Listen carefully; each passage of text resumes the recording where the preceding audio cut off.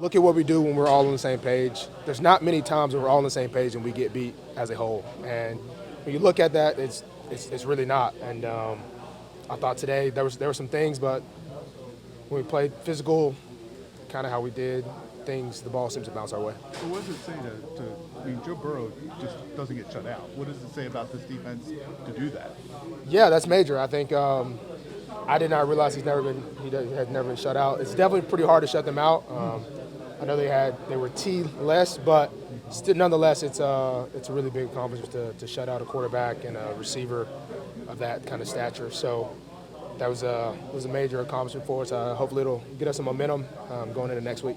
You've taken part of a lot of practice weeks. Did this one stand out for its physicality, even above previous ones? I would say so. I know for me, one play I basically left my feet, almost dove on the ground. It was just very.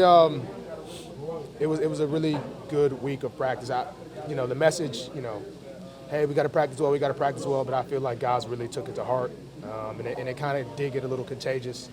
Like you walk in the locker room, people are talking about you had game reps in practice, which is it's concerning. You don't want to go too hard in practice where you're getting hurt, but bodies were kind of a lot of places this week during practice. I thought AD coming back, he brought some juice in practice. He was all over the place. So practice does make perfect, and if anything proved that, it was definitely this week. To that point about being physical, was that a talking point, number one? Number two, is that something is the level of physicality, to your point about practice, one you guys haven't had in a few weeks in practice? I think there has been physicality, and we haven't practiced bad all week, but there's a lot of plays where it's like, in a game I would make that. And I felt like in practice, obviously when you say that, you usually have to go to the ground or really be.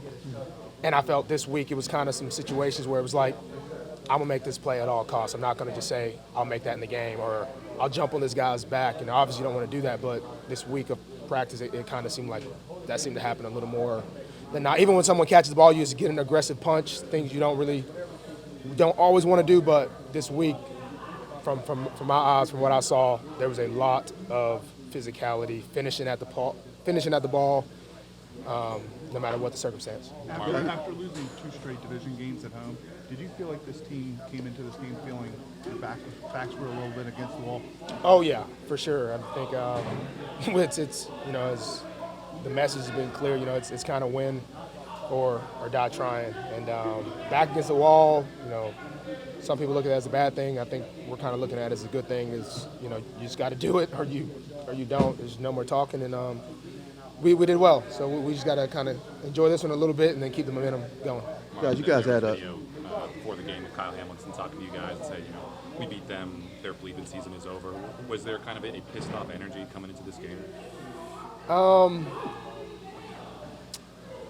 don't know if we were necessarily, pissed off at, this, that, and the third, but we definitely didn't like losing 2 AFC games back-to-back. And we just feel like we haven't, played to the standard. Ed Reed comes in on Friday. Honestly, that might have been why we practiced so hard Friday as well. I forgot about that. That kind of did motivate. Ed is he's very unfiltered when he talks. So I actually did forget about that. I think that had a lot to do with some things. But we're gonna keep that momentum going as far as practicing like that. If you got to be sore one day, that's all right. But we got to practice exactly how we're going to play, and that's what we got to do for the rest of the year. What did you think of the lateral, Marlon? It's crazy because Harbs is not like the lateral stuff that Kyle does all the time in practice. It's usually very unsuccessful. But this time was more of a handoff, and it worked off well. So that was Harbs is going to have to. It's going to be. I don't know. He's I think he'll like that one. So that's good. What did Ed say to you guys in practice? What did Ed say to you guys in practice? So he ended up speaking to us like 3 times because he talked to the DBs, and then Zach Orr saw he was talking to DBs and got the whole defense. And then but it was camaraderie, what you put in your body, practicing, trusting your brother. Get this junk food out of the meetings and stop eating the junk food. I'm very upset about the junk food. So we hopefully guys took it to heart, ate a little healthier. But it's always great to hear from a Ravens legend. it's a blessing to those guys when they come back, and hope they know that they're so much appreciated. And maybe we need a Raven to come back every week if we're gonna practice like that and play like that. So we'll go from there. You now have the fourth most interceptions in franchise history, surpassing Rod Woodson. What does it mean to you to be in that caliber? I just won a Super Bowl. Honestly, that's all. That'd be the best one. So if I could do that, that'd be great. Thank you, Thanks so Marlon. much.